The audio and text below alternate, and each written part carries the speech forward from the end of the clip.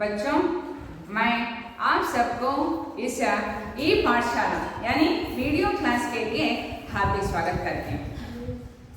ಮಕ್ಕಳೇ, ನೀವೆಲ್ಲರೂ ಪ್ರೇರಣಾತ್ಮಕ ಕ್ರಿಯಾ ವಿರಾಮ ಚಿಹ್ನೆ ಈ ಪಾಠಗಳನ್ನು ನಾನು ವಿಡಿಯೋ ಮಾಡಿಬಿಟ್ಟು ನಿಮಗೆ ಹಾಕಿದ್ದೀನಿ. ನೀವು ಅವನ್ನೆಲ್ಲ ನೋಡಿದ್ದೀರಾ ಅಂತ ಅನ್ಕೊಳ್ತೀನಿ. ಅರ್ಥ ಆಯ್ತಾ? ಸೊ ನಾನು ಇವತ್ತು ನಿಮಗೆ ಪರಿಚಯ ಮಾಡ್ತಿರುವಂತಹ ಪರಿಚಯ ಅಲ್ಲ, ಇದ್ರ ಪರಿಚಯ ಇದೆ, ನಿಮಗೆ ಸಂಧಿ ಪರಿಚಯ ಇದೆ. ಯಾಕಂದ್ರೆ ನಾನು ಹೋದ ವರ್ಷ ನಿಮಗೆ ಇದನ್ನು ಮಾಡಿದ್ದೀನಲ್ಲ.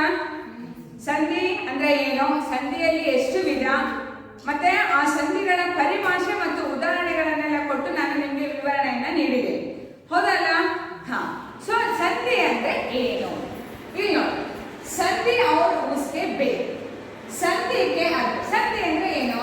जब दो वर्णों के मेल से जो विकार उत्पन्न होता है. ನೀವು ಇಲ್ಲಿ ಗಮನಿಸಬೇಕು ಮಕ್ಕಳ, ಇಲ್ಲಿ ಏನಿದೆ, ಇಲ್ಲಿ ಜೋ ವಿಕಾರ. ವಿಕಾರ ಅಂದ್ರೆ ಏನು? ಬದಲಾವಣೆ ಆಗೋದು. ವಿಕಾರ ಅಂದ್ರೆ ಬದಲಾವಣೆ ಆಗೋದು. ಎಲ್ಲರೂ ಪುಟ ಸಂಖ್ಯೆ 179 ತೆಗಿರಿ. ಅದರಲ್ಲಿ ನಿಮಗೆ ಪರಿಭಾಷೆಗಳೆಲ್ಲ ಇದೆ, ಅಂದ್ರೆ ಡೆಫಿನೇಷನ್ಸ್ ಎಲ್ಲ ಇದೆ. ಯಾವಾಗ ವಿಕಾರ ಆಗತ್ತೆ? जब दो वर्णों के मेल हो जाने से. मेल ಅಂದ್ರೆ ಸೇರಿದಾಗ. मेल का मतलब क्या है? ಸೇರಿದಾಗ. ಎರಡು ವರ್ಣಗಳು. वर्ण आप सबको पता है, हिंदी में आ से हा तक वर्ण है. ಆ ವರ್ಣಗಳನ್ನ ಮೂರು ಭೇದಗಳಾಗಿ ಮಾಡ್ತೀವಿ. ಅರ್ಥ ಆಗ್ತಿದೆಯಲ್ಲ ಹೇಳಿದ? ಸ್ವರಗಳು, ವ್ಯಂಜನಗಳು और ಯೋಗ ವಾಹಗಳು. ಅರ್ಥ ಆಗತ್ತಲ್ವ ಹೇಳಿದ? ಸೊ ಅದರ ಜ್ಞಾನ ಇದ್ರೆ ನಿಮಗೆ ಸಂಧಿ ಇನ್ನೂ ತುಂಬಾ ಚೆನ್ನಾಗಿ ಅರ್ಥ ಆಗತ್ತೆ. ಸೊ ಸಂಧಿ ಅಂದ್ರೆ ಏನು? ಎರಡು ವರ್ಣಗಳು ಸೇರಿದಾಗ. ಮೇಲ್ ಕಾ ಮತಲಬ್ ಹೈ ಎರಡು ಸೇರಿದಾಗ. ಎರಡು ವರ್ಣಗಳು ಸೇರಿದಾಗ ಏನಾಗತ್ತಂತೆ? ಜೋ ವಿಕಾರ ಹೋತಾ ಹೈ. ವಿಕಾರ ಅಂದ್ರೆ ಬದಲಾವಣೆ ಆಗತ್ತೆ. ಎರಡು ವರ್ಣಗಳು ಸೇರಿದಾಗ ಬದಲಾವಣೆ ಆಗತ್ತೆ. ಅದನ್ನೇ ಏನಂತ ಕರಿತೀವಿ ನಾವು? ಸಂಧಿ ಅಂತ ಕರಿತೀವಿ. ಇಲ್ಲಿ ನೋಡಿ ಮಕ್ಕಳೇ, ಇಲ್ಲಿ ಏನಿದೆ? ಇಲ್ಲಿ ಸಮಯ ಪ್ಲಸ್ ಅನುಸಾರ ಅಂತ ಇದೆ. ಇಲ್ಲಿ ಏನ್ ಸಿಕ್ತು? ಸಮಯ ಆ ಇದೆ, ಇಲ್ಲೇನಾಯ್ತು? ಮತ್ತೆ ಆಯ್ತು. ಇಲ್ಲಿ ಒಂದು ವರ್ಣ ಇದೆ, ಇಲ್ಲೊಂದು ವರ್ಣ ಇದೆ. ಅರ್ಥ ಆಗ್ತಿದೆಯಲ್ವಾ ನಿಮ್ಗೆ? ಇದು ಒಂದು ವರ್ಣ, ಇದು ಒಂದು ವರ್ಣ. ವರ್ಣ ಅಂದ್ರೆ ಅಕ್ಷರ ಅಂತ ಅಷ್ಟೇ. ವರ್ಣ ಅಂದ್ರೆ ಏನ? ಅಕ್ಷರ. ಸೊ ಈ ವರ್ಣ ಮತ್ತೆ ಈ ವರ್ಣ ಎರಡು ವರ್ಣಗಳು ಸೇರಲೇಬೇಕು. ಅರ್ಥ ಆಗ್ತಿದೆಯಲ್ವಾ ಹೇಳೋಣ? ಸೊ ಇವೆರಡು ವರ್ಣಗಳು ಸೇರಿದಾಗ ಇಲ್ಲೇನಂತ ಇದೆ? ಜಬ್ ದೋ ವರ್ಣೋಂ ಕೆ ಮೇಲ್ ಹೋ ಜಾನೆ ಸೆ. ಏನು ವಿಕಾರ ಆಗತ್ತೆ? ಏನು ಬದಲಾವಣೆ ಆಗತ್ತೆ? ಸಮಯ ಪ್ಲಸ್ ಅನುಸಾರ. समयानुसार इधर देख सकते हैं आप बच्चों, अल्वा? समयानुसार. समय प्लस अनुसार, समयानुसार. ಇಲ್ಲಿ ಆ ಮತ್ತು ಆ ಸೇರಿ ಏನಾಯ್ತು? ಆಯ್ ಅಲ್ವಾ? ಸೊ ಅಲ್ಲಿ ಬದಲಾವಣೆ ಆಯ್ತಾ ಇಲ್ವಾ? ಆಯ್ತಾ?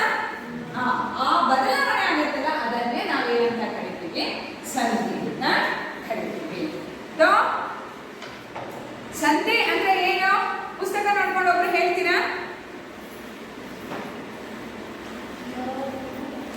जब दो वर्ण आपस में जुड़ते हैं तो एक नया रूप ग्रहण करते हैं. ग्रहण करना ಪಡೆಯುವುದು. ಎರಡು ಅಕ್ಷರಗಳು ಸೇರಿದಾಗ ಒಂದು ಹೊಸ ರೂಪವನ್ನ ಪಡೆಯುತ್ತಲ್ಲ, ಇಲ್ಲಿ ಏನ್ ಹೇಳಿದ್ದಾರೆ? ಅದನ್ನೇ ವಿಕಾರ ಅಂತ ಹೇಳಿದ್ದಾರೆ. ಹೊಸ ರೂಪವನ್ನ ಪಡೆಯೋದಕ್ಕೆ ನಾವೇನಂತ ಕರಿತೀವಿ? ಸಂಧಿ ಅಂತ ಕರಿತೀವಿ. ಅರ್ಥ ಆಯ್ತಲ್ಲ? ಒಬ್ಬ ಅರ್ಥ ಆಯ್ತಲ್ಲ? ಹಾ. तो संधि के प्रकार. ಸಂಧಿಗಳಲ್ಲಿ ಎಷ್ಟು ವಿಧಗಳಿವೆ? ಸಂಧಿಯಲ್ಲಿ मुख्यतः 3 भेद है. मुख्यतः कितना भेद है? 3. स्वर संधि, व्यंजन संधि, विसर्ग संधि. ಅಲ್ವಾ? 3 ಭೇದಗಳಿದೆ. ಸ್ವರ ಸಂಧಿ, ವ್ಯಂಜನ ಸಂಧಿ, ವಿಸರ್ಗ ಸಂಧಿ. बच्चों, आपको 10वीं कक्षा के लिए केवल स्वर संधि है, फिर भी आप इसमें भी जानकारी प्राप्त करना है. समझ में आ गए? तो ये स्वर संधि ಅಂದ್ರೆ ಎರಡು ಶಬ್ದಗಳನ್ನ ಬಿಡಿಸ್ತಾರೆ. ನಾನು ಇಲ್ಲಿ ಹೇಳಿದ್ದೀನಿ, ಇಲ್ಲಿ ಸಮಯ ಪ್ಲಸ್ ಅನುಸಾರ ಅಂತ ಇದೆ. ಇಲ್ಲಿ ಸ್ವರ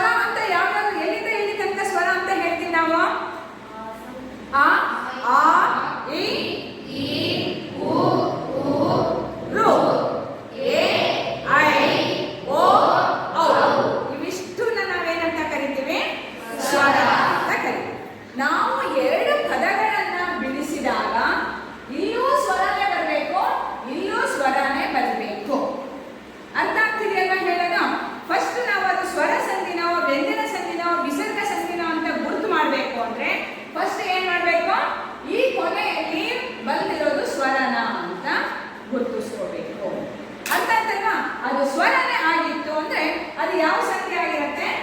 ಸ್ವರ ಸಂಧಿ ಆಗಿರುತ್ತೆ. ಸೊ ಇಲ್ಲಿ ಬೇರೆ ಬಂದು ಸ್ವರದ ಬದಲಾಗಿ ಇಲ್ಲಿ ವ್ಯಂಜನ ಬಂದು, ವ್ಯಂಜನ ಅಂತ ನಾವು ಯಾವ್ಯಾವ್ದಕ್ಕೆ ಹೇಳ್ತೀವಿ? ಕ ಕ ಗ ಗ ಅಲ್ವಾ? ಅವುಗಳೇನಾದ್ರೂ ಬಂದಿತ್ತು ಅಂತಂದ್ರೆ ಅದನ್ನ ನಾವು ಯಾವ ಸಂಧಿ ಅಂತ ಕರಿತೀವಿ? ವ್ಯಂಜನ ಸಂಧಿ. ಈ ವಿಸರ್ಗ ಅಂತ ನಾವು ಯಾವ್ದು ಬಳಸ್ತೀವಿ? ಅಲ್ವಾ? ಅಮ್ ಮತ್ತೆ ಅಹ ಬಂದಿತ್ತು ಅಂತಂದ್ರೆ ಅದನ್ನ ನಾವೇನಂತ ಕರಿತೀವಿ? ವಿಸರ್ಗ ಸಂಧಿ ಅಂತ ಕರಿತೀವಿ. ಸೊ ಇಷ್ಟಂತೂ ಬೇಸಿಕಲಿ ಅರ್ಥ ಆಯ್ತಲ್ವಾ ನಿಮ್ಗೆ?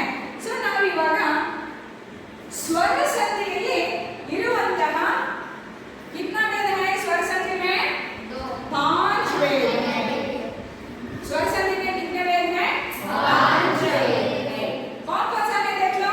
दीर्घ संधि, गुण संधि, वृद्धि संधि, यण संधि, आयाति संधि. ಇವುಗಳನ್ನ ಸ್ವರ ಸಂಧಿಗಳನ್ನ 5 ಭಾಗಗಳನ್ನಾಗಿ ಮಾಡ್ತೀವಿ. ನೀವು ಹಿಂದಿಯಲ್ಲಿ ಹೇಳ್ತಿರಲ್ವಾ ಯಾವುದು ಸವರ್ಣ ದೀರ್ಘ ಸಂಧಿ ಅಂತ ಹೇಳ್ತಿರಲ್ವಾ, ಅದನ್ನೇ ನಾವಿಲ್ಲಿ ಏನಂತ ಕರಿತೀವಿ? ದೀರ್ಘ ಸಂಧಿ. ಸೊ ದೀರ್ಘ ಸಂಧಿ ಅಂದ್ರೆ ಏನು ಅಂದ್ರೆ दो सा स्वर. आप सबके पास किताब है, सा स्वर शब्द है. सा स्वर का अर्थ है सा ಅಂದ್ರೆ ಏನು? ಸಮಾನವಾದಂತ ಸ್ವರ. ಆ ಇದ್ರೆ ಆನೆ ಇರಬೇಕು. ಇಲ್ಲಿ ಆ ಅಕ್ಷರ ಬಂದ್ರೆ ಇಲ್ಲೂ ಆ ಅಕ್ಷರನೇ ಬರಬೇಕು. ಅರ್ಥ ಆಗ್ತಿದೆಯಲ್ಲ ನಾನು ಹೇಳ್ತಾ ಇರೋದು? ದೀರ್ಘ ಸಂಧಿ ಅಂದ್ರೆ ಏನು ಅಂತ ಡೆಫಿನೇಷನ್ ಹೇಳ್ತಾ ಇದ್ದೀನಿ. ದೀರ್ಘ ಸಂಧಿ ಯಾವಾಗ ಆಗತ್ತೆ ಅಂತಂದ್ರೆ ಸೇಮ್ ಸ್ವರಗಳಿರ್ಬೇಕು. ಇಲ್ಲೊಂದಿದೆ ಅಕ್ಷರ ನೋಡಿ, ಏನಿದೆ? ಗಜ ಪ್ಲಸ್ ಇಂದ್ರ ಗಜೇಂದ್ರ. ಅದೇ ಇಲ್ಲಿ ಆ ಇದೆ, ಇಲ್ಲಿ ಈ ಇದೆ, ಹಂಗಾಗೋಂಗಿಲ್ಲ. ದೀರ್ಘ ಸಂಧಿ ಆಗ್ಬೇಕು ಅಂದ್ರೆ ಏನಿರ್ಬೇಕು? ಇಲ್ಲೂ ಅದೇ ಸ್ವರ ಇರಬೇಕು, ಇಲ್ಲೂ ಅದೇ ಸ್ವರ ಇರಬೇಕು. ಅದು ರಸ್ವ ಸ್ವರ ಏನಾದ್ರೂ ಆಗಿರ್ಬೋದು, ದೀರ್ಘ ಸ್ವರನಾದ್ರೂ ಆಗಿರ್ಬೋದು, ಆದ್ರೆ ಸ್ವರ ಒಂದೇ ಆಗಿರ್ಬೇಕು. ಸ ವರ್ಣ. ಸ ವರ್ಣ ಅಂದ್ರೆ ಏನರ್ಥ? ಅದೇ ವರ್ಣ ಆಗಿರ್ಬೇಕು. ಆ ಇದ್ರೆ ಆನೆ, ಈ ಇದ್ರೆ ಈನೆ, ಊ ಇದ್ರೆ ಊನೆ. समझ में गए? हाँ. दो सा वर्ण मिलकर दीर्घ हो जाते हैं. ಎರಡು ಸಾ ಸ್ವರಗಳು ಇಲ್ಲಿ ಏನಾಗುತ್ತೆ? ಈ ಗಮನಿಸಿ, ಸಾ ಸ್ವರ ಅಂದ್ರೆ ಆ ಮುಂದೆ ಆನೆ ಬರಬೇಕು, ಈ ಮುಂದೆ ಈನೆ ಬರಬೇಕು, ಊ ಮುಂದೆ ಊನೆ ಬರಬೇಕು. ಸೊ ಬಂದಾಗ ಏನಾಗತ್ತಂತೆ? ಎಷ್ಟು ನೀಟಾಗಿ ಹೇಳ್ತಾರೆ ನೋಡಿ. यदि आ आ ई ई ऊ ऊ और रू के बाद वे ही रस्व अथवा दीर्घ. ಇಲ್ಲಿ ಆ ಬಂದಿದ್ರೆ ಇಲ್ಲಿ ಆನೆ ಬರ್ಬೋದು. ಅರ್ಥ ಆಗ್ತಿದೆಯಲ್ವಾ ಹೇಳೋದು? ಇಲ್ಲಿ ಈ ಬಂದಿದ್ರೆ ಇಲ್ಲಿ ಈ ಬರ್ಬೋದು, ಇಲ್ಲಿ ಊ ಇದೆ, ಇಲ್ಲಿ ಊ ಕೂಡ ಬರ್ಬೋದು. ರಸ್ವನಾರ ಬರಲಿ, ದೀರ್ಘನಾರ ಬರಲಿ, ಆದ್ರೆ ಇಲ್ಲಿ ಮಾತ್ರ ಏನಾಗುತ್ತದ? ದೀರ್ಘನೇ ಆಗುತ್ತೆ. ಅರ್ಥ ಆಗ್ತಿದೆಯಲ್ವಾ? ಇಲ್ಲಿ ದೀರ್ಘ ಇದೆ, ದೀರ್ಘ ಸಂಧಿಯಲ್ಲಿ ಏನಾಗಬೇಕು? ಸರಿ ಅದೇ ಸ್ವರದ ಮುಂದೆ ಅದೇ ಸ್ವರನೇ ಬರಬೇಕು. ಅದು ರಸ್ವ ಆಗಿರ್ಬೋದು, ದೀರ್ಘವಾಗಿರ್ಬೋದು. ಇವೆರಡು ಸೇರಿದಾಗ ಆಗೋದು ಮಾತ್ರ ಏನಾಗಿರುತ್ತೆ? ದೀರ್ಘ ಸ್ವರ ಆಗಿರುತ್ತೆ. ಅರ್ಥ ಆಗ್ತದಲ್ವ ನಾನು ಹೇಳಿದ್ದೀಗ? ಅಷ್ಟೇ. ಹಂಗಂತ ನೀವು ಪದಗಳನ್ನ ವಿಗ್ರಹ ಮಾಡಿದ್ರೆ, ಅದನ್ನ ಬಿಡಿಸಿ ಬರೆದಾಗ ನಿಮಗೆ ಮೊದಲನೇ ಪದದ ಅಂತ್ಯದಲ್ಲಿ, ಎರಡನೇ ಪದದ ಪ್ರಾರಂಭದಲ್ಲಿ ಎರಡು ಸಮಾನ ಸ್ವರಗಳಿದ್ರೆ ಅದನ್ನ ಕಣ್ಣು ಮುಚ್ಕೊಂಡು ನಾವು ಯಾವ ಸಂಧಿ ಅಂತ ಹೇಳ್ಬೋದು? ದೀರ್ಘ ಸಂಧಿ ಅಂತ ಹೇಳ್ಬೋದು. ಸೊ ಈಗ ಎರಡು ಉದಾಹರಣೆ ಕೊಟ್ಟಿದ್ದೀನಿ ನಾನು. ಸೊ ಇದು ಅರ್ಥ ಆಯ್ತಲ್ವ ನಿಮಗೆ? ಸಮಯ ಪ್ಲಸ್ ಅನುಸಾರ, ಸಮಯ ಇಲ್ಲಿ ಆಕಾರದ ಮುಂದೆ ಆಕಾರ ಬಂದು ಆಕಾರ ಅಲ್ವಾ? ಸೊ ನೆಕ್ಸ್ಟ್ ಏನಿದೆ? ಕವೀಂದ್ರ ಇದೆ. ಕವಿ ಪ್ಲಸ್ ಇಂದ್ರ ಏನಾಯ್ತು? ಇಲ್ಲಿ ನೋಡಿ,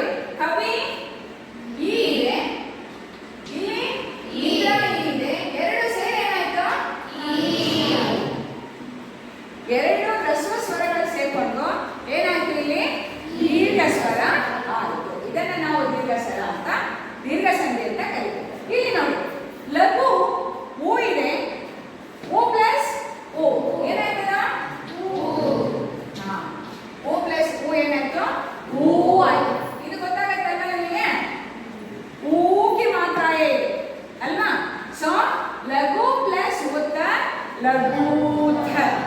ಅರ್ಥ ಆಗ್ತಿದೆಯಲ್ವಾ? ಎರಡು ರಸ್ವಗಳು ಸೇರ್ಕೊಂಡ್ರೆ ಅಥವಾ ಒಂದು ರಸ್ವ ಒಂದು ದೀರ್ಘ ಸೇರ್ಕೊಂಡ್ರೆ ಏನೇ ಆದ್ರೂ ಕೊನೆಗೆ ಬರೋ ರಿಸಲ್ಟ್ ದೀರ್ಘ ಆಗಿರುತ್ತೆ. ಅರ್ಥ ಆಗ್ತಲ್ವಾ ಹೇಳಿದ್ದ? ಸೊ ದೀರ್ಘ ಸಂಖ್ಯೆ ಅರ್ಥ ಆಯ್ತಲ್ವಾ? ಸೊ ನಾನಿವತ್ತು ಹೇಳ್ತೀನಿ ನಿಮಗೆ. ಈಗ ಗಿರೀಶ ಅಂತ ಇದೆ, ನೀವು ಅದನ್ನ ಬಿಡಿಸಿ ಅದು ಯಾವ ಸಂಧಿ ಅಂತ ಹೇಳ್ತೀರಾ ನೋಡಿ.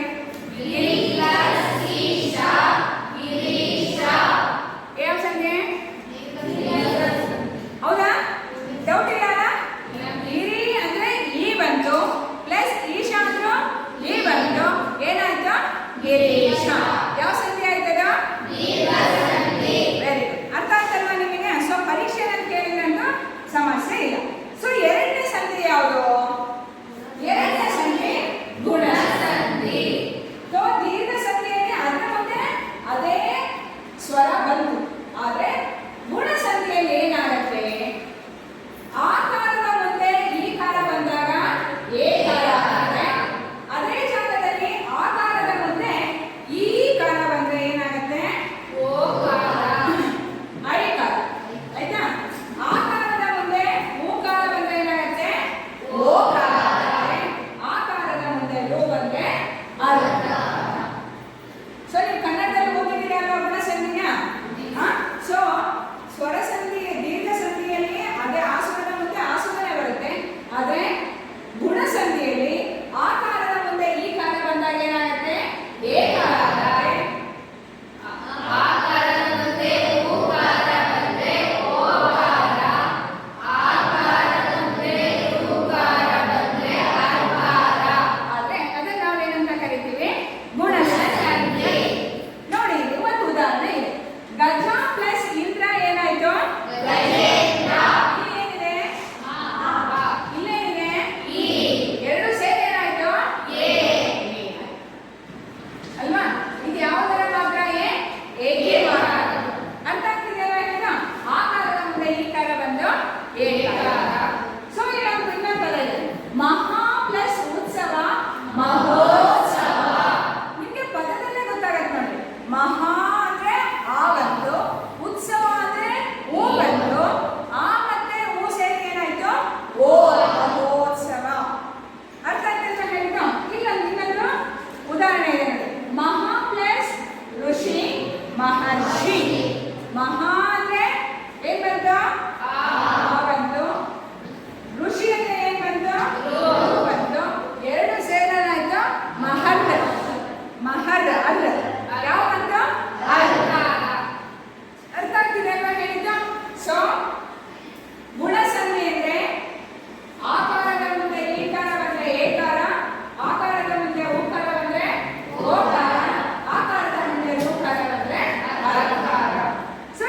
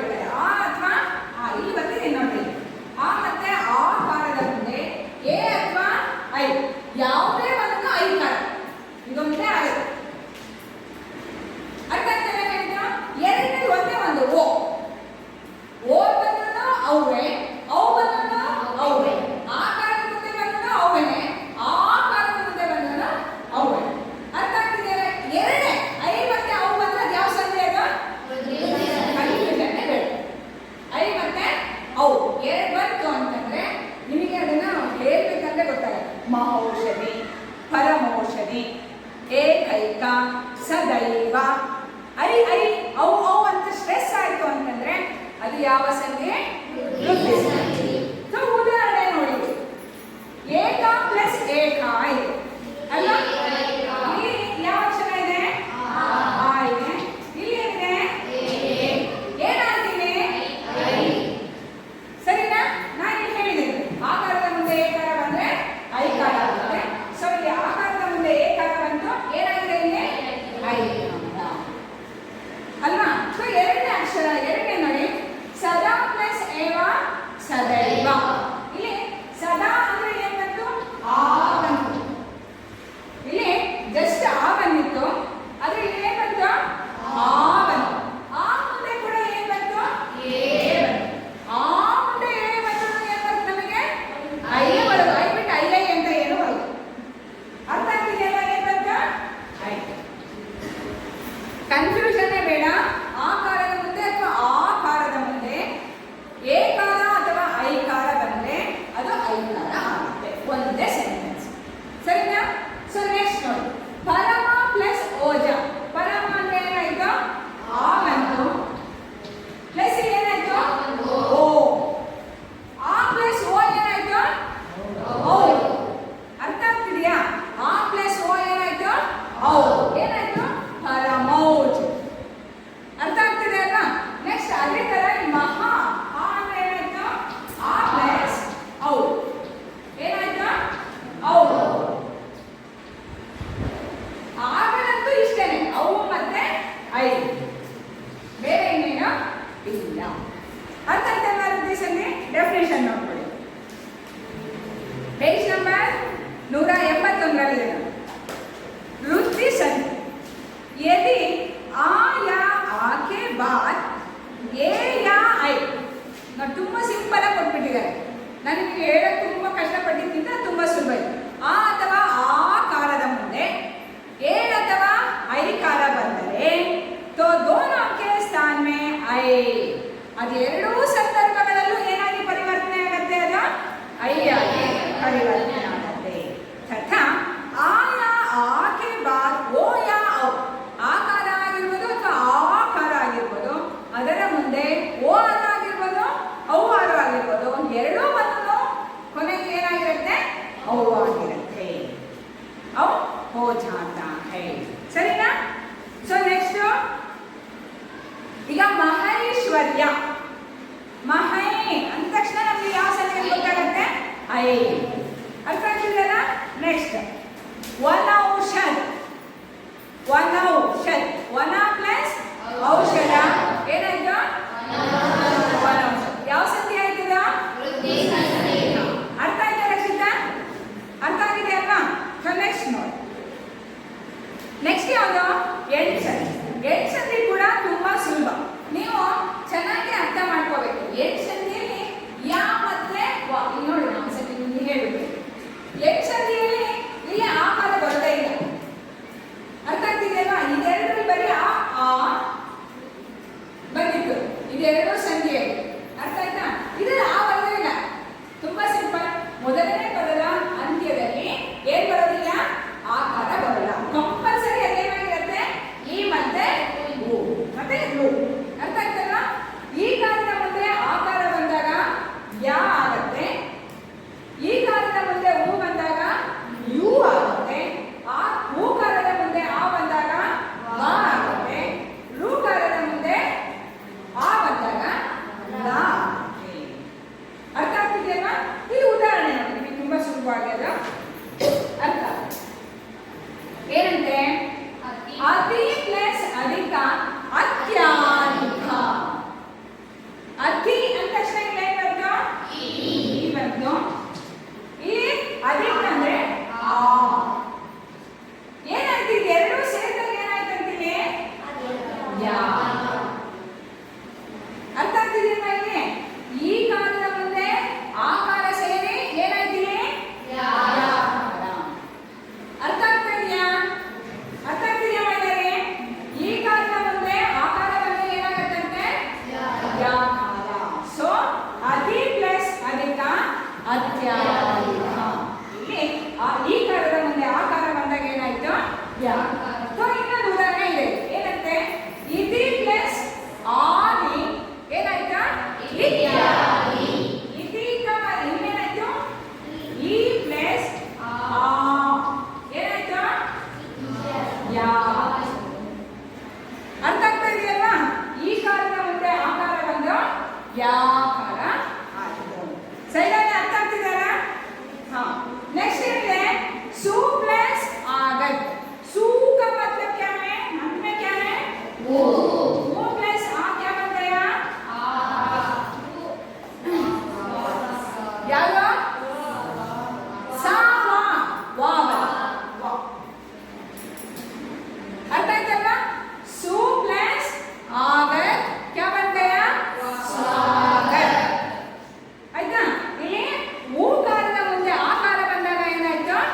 ವಾ.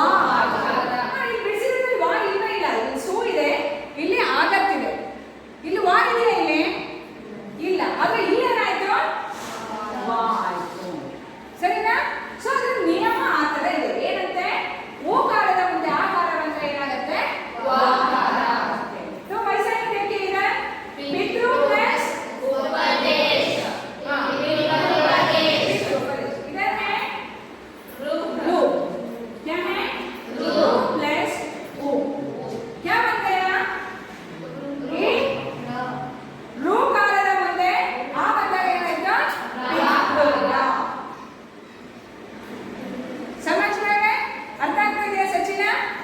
तो ರೂ ಕಾಲದ ಮುಂದೆ ಊಕಾರ ಬಂದಾಗ ರಾ, ಪಿತೃ ಉಪದೇಶ. समझ में आया?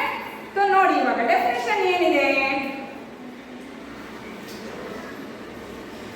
ಏನು ಸಂಧಿ ಅಲ್ವಾ? यदि ई ई उ और रू, ई उ और रू के बाद कोई भिन्न ಸ್ವರ, ನೋಡಿ ಭಿನ್ನ ಸ್ವರ ಸಾ ಸ್ವರ ಅಂತ ಹೇಳ್ತೀವಿ. ದೀರ್ಘ ಸಂಧಿಯಲ್ಲಿ ಮಾತ್ರ ಸಾ ಸ್ವರ ಬರುತ್ತೆ, ಇನ್ನೆಲ್ಲದರಲ್ಲೂ ಭಿನ್ನ ಸ್ವರ ಬರಬೇಕು. ಬಂದಾಗ ಈ का या, ई का क्या बनता है या बनता है, वो का वा और रू का रा हो जाता है. ಅರ್ಥ ಆಯ್ತಲ್ವಾ ಹೇಳಿದ್ದು? ಸೊ ಇವಾಗ ನಾನು ಪ್ರತ್ಯುಪಕಾರ, ಯಾವ ಸಂಧಿ? ಪ್ರತ್ಯುಪಕಾರ. ಹೇಳಿ ಪ್ರತ್ಯುಪಕಾರ. ಹೆಂಗೆ ಬಿಡಿಸಿ ಅದನ್ನ?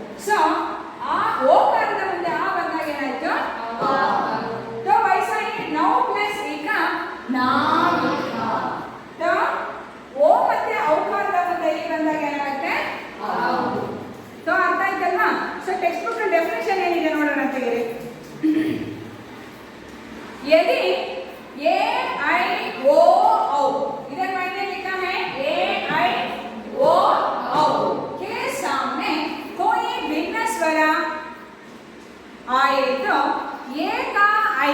ಎ ಇದ್ರೆ ಏನಾಗುತ್ತೆ? ಅಯ ಆಗತ್ತೆ. और ओ है तो अव. औ इधर ಏನಾಗುತ್ತೆ? आव. अर्थ ಆಗ್ತಿದೆ ना? बन जाता है तो हम उसे क्या किस कौन सा संधि कहते हैं? अयादि संधि कहते हैं. अयादि संधि को कुछ उदाहरण दे सकते हैं इसके बिना? ಬೇರೆ ಯಾವ್ದಾದ್ರು ಉದಾಹರಣೆ ಹೇಳ್ತೀರಾ ನೀವು? तो देखिए पौ प्लस अना, पौ प्लस अना भावना, पौ प्लस अना भावना. पौ का मतलब है औ.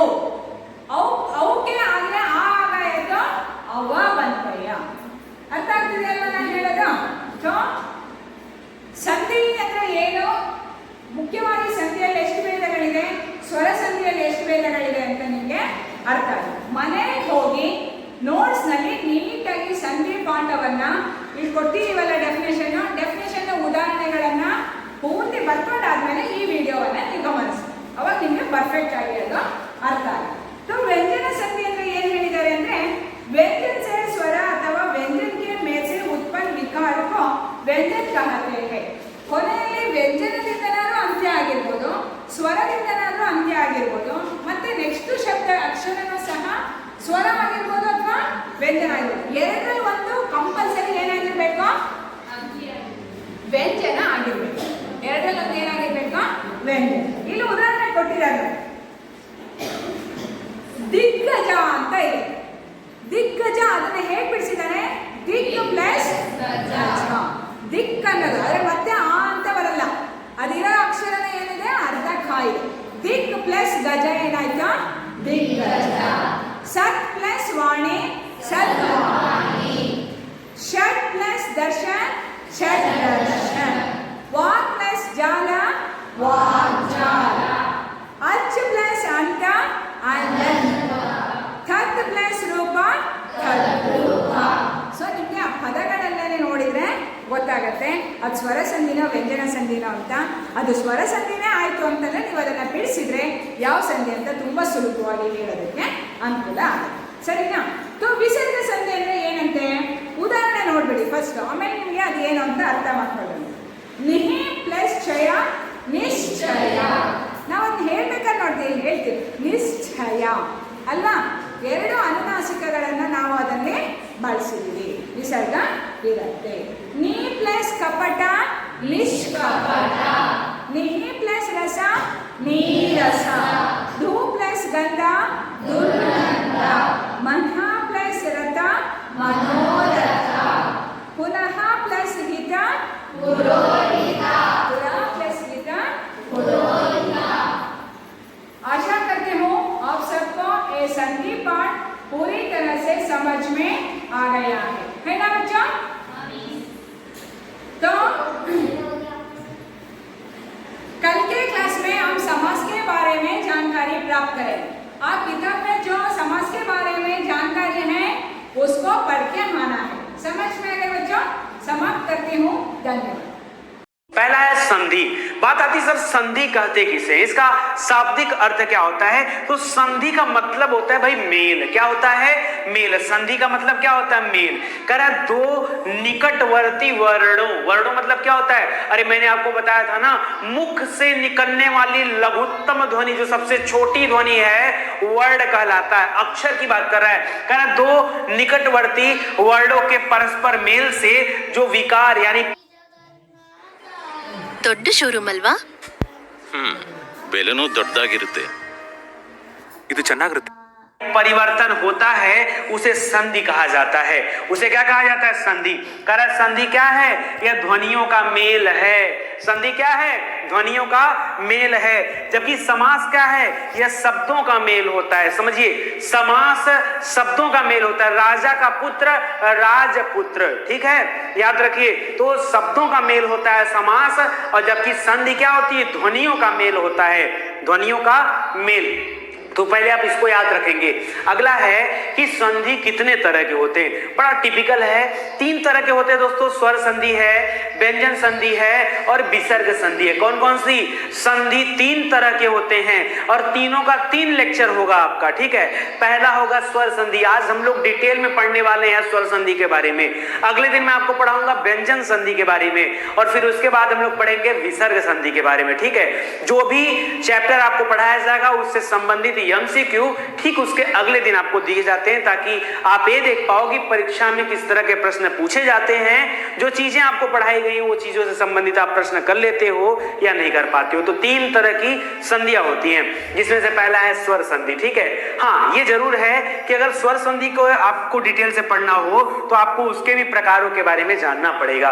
कह रहा है 2 स्वरों के मेल से। देखिए स्वर संधि तो नाम से ही लग गया होगा, जहां पर स्वरों से संबंधित संधि हो वह स्वर संधि कहलाता है। कह रहा है जो 2 स्वरों के मेल से जो विकार उत्पन्न होता है उसे स्वर संधि कहा जाता है। और टोटल कितने प्रकार होते हैं? 5। पहला कौन सा है? पहला है दीर्घ संधि, दूसरा है गुण संधि, तीसरा है वृद्धि संधि, चौथा है यण संधि और 5वां है अयादि संधि। दोस्तों हम लोग पढ़ेंगे और हमारे पढ़ने का सीक्वेंस में दीर्घ संधि सबसे लास्ट में पढ़ेंगे, ठीक है। पहले मैं गुण पढ़ाऊंगा, फिर वृद्धि पढ़ाऊंगा, ठीक है, उसके बाद यण पढ़ाऊंगा, फिर अयादि पढ़ाऊंगा और तब जाकर के दीर्घ पढ़ाऊंगा, अभी और इसी वक्त, ठीक है। चलिए देखते हैं और एक एक संधि के बारे में और डिटेल से पढ़ते हैं। दोस्तों हमारे पढ़ने का 2 तरीका होगा। देखिए पहला तो तरीका होगा कि एक ऐसा तरीका कि हम शब्दों को देखते ही बता दें कि कौन सी संधि है, ये तरीका। और केवल रटना नहीं, आपको रटने के साथ साथ आपको एक मैं ऐसा ट्रिक देता हूं, उस ट्रिक से आप चीजों की पहचान करिएगा। देखिए मैंने क्या किया है, संधि के इस चैप्टर को बहुत ही कम शब्दों में लिखने का प्रयास किया। देखिए गुण संधि कहते किसे? आपको पता है कि दो शब्दों के मेल होंगे, यहां पर तभी संधि होगा। भाई 2 शब्द मिलेंगे, विद्या धन अर्थी, तो यहां पर विद्या धन अर्थी, विद्या एक शब्द है, अर्थी एक शब्द है, ठीक है, इस तरह से ना। तो वही मैं आपको समझा रहा हूं, सुनिए। तो 2 शब्दों का मेल होगा, बस वही आपको फोकस करना हो। कर रहा है कि एक शब्द के अंतिम में अगर अ या आ जाए, क्या आ जाए? अ या आ, ठीक है। और दूसरे वाले शब्द में चाहे ई आ जाए, चाहे उ आ जाए, चाहे री आ जाए, तो याद रखिए अगर ई आया है तो ए बनता है, उ आया है तो ओ बनता है और री आया है तो अर बनता है। ऐसा होता है गुण संधि में, ठीक है। अगर आपको याद होता है तो ठीक है, अदरवाइज मैं सिंपल सी बात बताता हूं। देखना, एक बात समझना दोस्तों, इसी फार्मूले पर मेरा ध्यान गया और मैंने सोचा कि इसको कितने आसान तरीके से आपको बताऊं। ये जो नियम लिखा है, आप मुझे पता है, मैं अभी बता दे रहा हूं कि भैया अ आ में क्या मिल जाए, ई उ री मिल जाए तो ए ओ और अर हो जाता है, लेकिन ये चीजें आप याद नहीं रख पाओगे। तो मैंने सोचा क्या करूं कि हमारे बच्चे लोग याद रखें, ठीक है।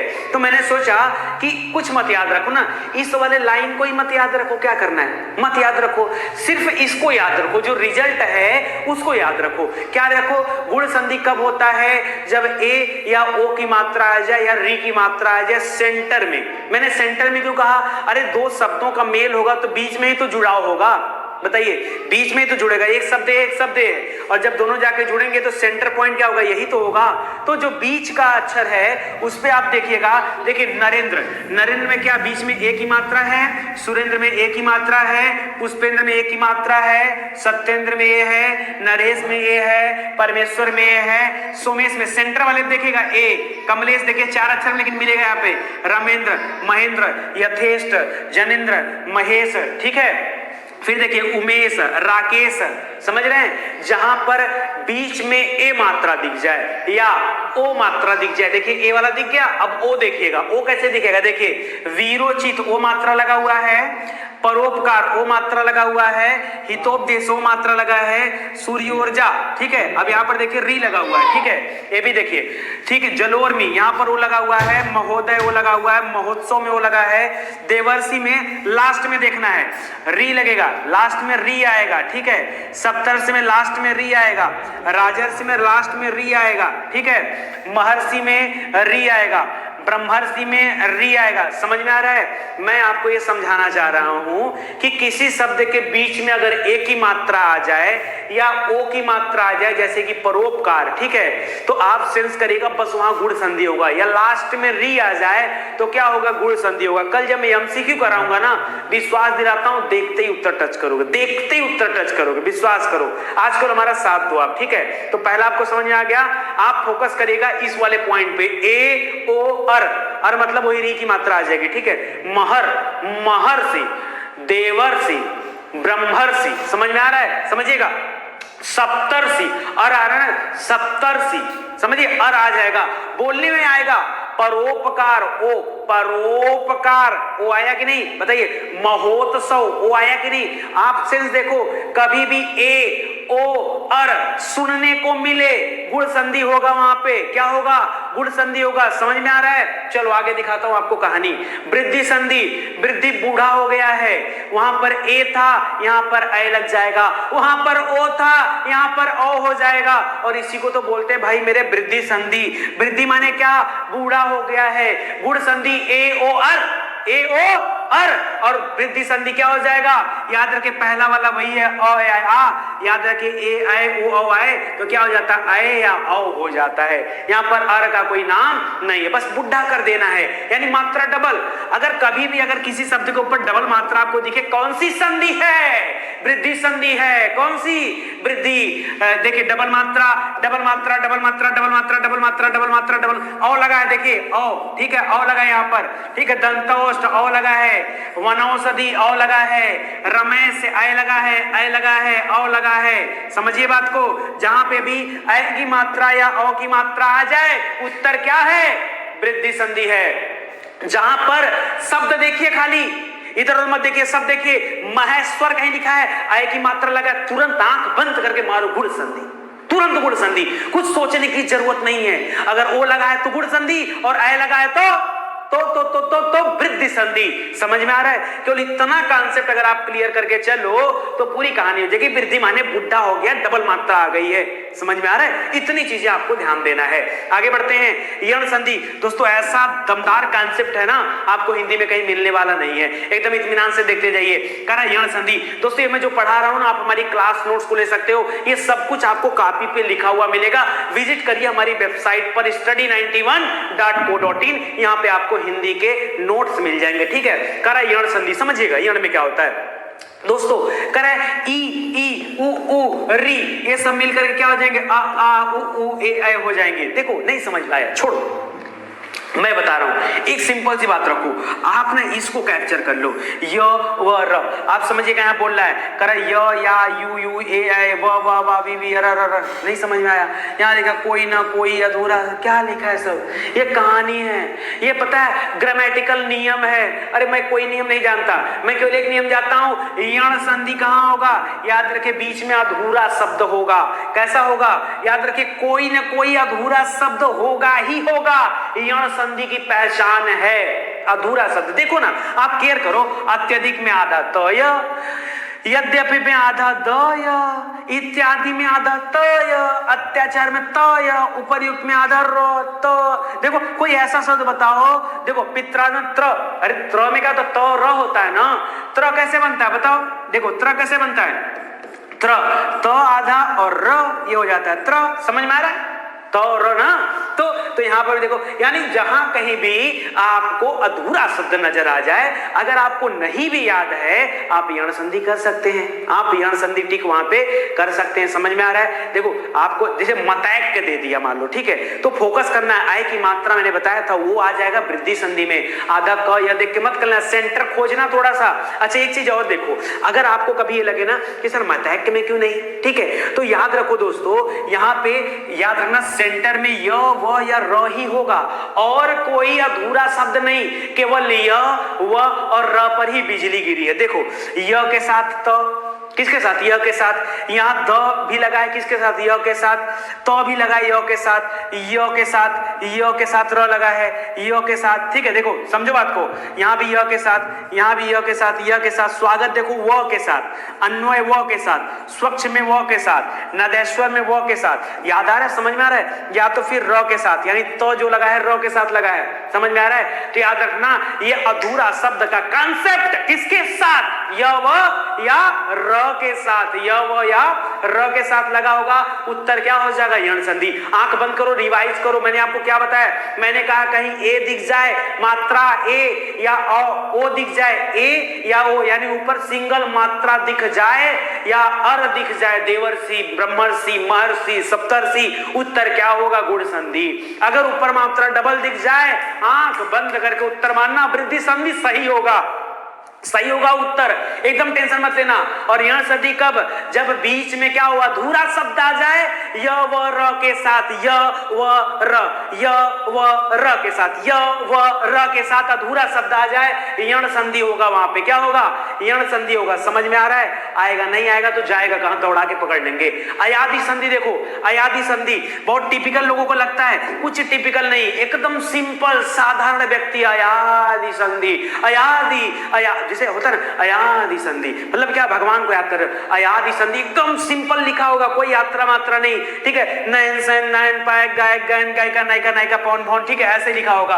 अच्छा, पहचानते कैसे है, याद रखिए, ए और ओ मिल करके किसके साथ मिलते हैं, अ ई उ ई के साथ मिलते हैं, बनता क्या है ये देखो, छोड़ो, अय बनता है, अव बनता है, अवि बनता है, और इसी अय से आय भी बन सकता है और आई बन सकता है, अव से आओ बन सकता है, अवि बन सकता है, आ भी बन सकता है, आबू बन सकता है। अरे तो काहे टेंशन ले रहे हो, केवल 3 ही शब्द पकड़ो ना, अय पकड़ो, अव पकड़ो और अवि पकड़ो, ठीक है, बस ये 3 पकड़ो, ये जहां कहीं भी दिख जाए बीच में, उत्तर होगा अयादि संधि। देखो बीच में यह आया,